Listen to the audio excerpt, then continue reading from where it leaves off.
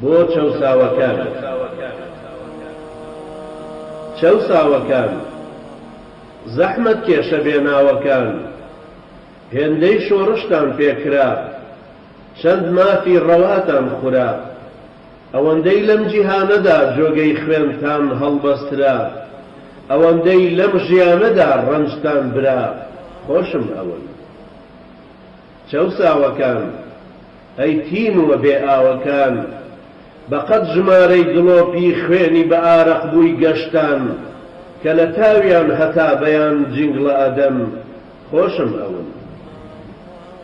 چەوساوەکان شێخە لە هەڵپاچراوەکان، ئەوەندەی نوێڵی بەرهەڵکەم تینی دەوێ، ئەوەندەی تەڵەزمە بەرد و ژەنگ و گەچتان بەرئەکەوێ، بەو ژمارەی پشتی سەپان لە تەمەنیادا ئەنەوێ، لەوەش زیاتر ئەوەندەی کە خوا و پێغەمبەر دەستی کرێکاریان خۆش ئەوێ، خۆشم ئەون.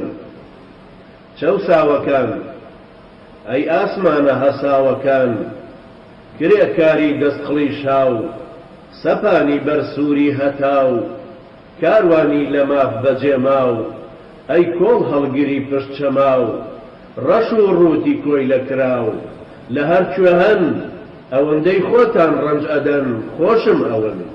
کەس نەڵێ بۆ چونکە هەموو مسڵمانی جیهان هەون. ئایا دەتەوێت ببیت بە یەکێک لە خوێندکارەکانی مامۆستا کرێکار؟ زانکۆی ئازادی دیڕاساتی ئیسلامی زادی بۆ خوێندنی زانستی شەرعی.